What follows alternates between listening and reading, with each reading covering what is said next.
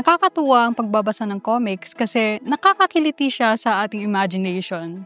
Is that it lets my imagination run wild. I also kind of voice out the dialogue in two different voices. That's what makes it more fun. And it also what makes it more alive. Nakakatuwa din yung pagbabasa ng comics para sa akin. Limitless din siya. Walang katapusan yung pwede mangyari sa storya. Two-dimensional space. Pero somehow, you get to go to these different kinds of worlds and universes, and every story under the sun can be captured in these pages. So yun yung pinaka-best sa pagbabasa ng comics. And obviously, I'm a fan of superhero comics. So dun ko talaga nakukuha yung hinahanap-hanap ko sa pagbabasa ng comics. Nakakatuwa ang pagbabasa ng comics dahil dadalhin ka nito sa iba't ibang mundo. Nakakatuwang magbasa ng comics in general. May nabubuksan kasi mga bagay sa ating isipan yan.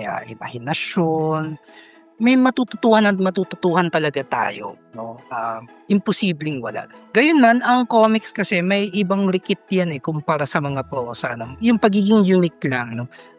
May sining kasi sa mismong prinsipyo ng pagsasanib ng mga salita at ng visual.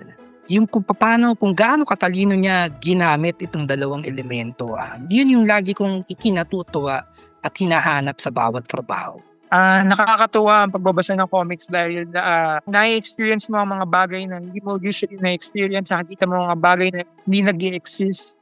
At nakakapunta ka sa mundo na kahit gawa-gawa lang ay may mga katotohanan dito na madidiscover ka. I love reading comics because as a creator myself, it's always fascinating for me to see how other creators interpret their stories. It's also a fun experience trying to figure out what the underlying message or theme is.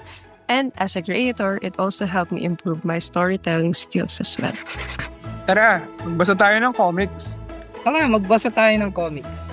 Tara, magbasa tayo ng comics. Tara, magbasa tayo ng comics. Tara, magbasa tayo ng comics. Tara! Magbasa tayo ng comics!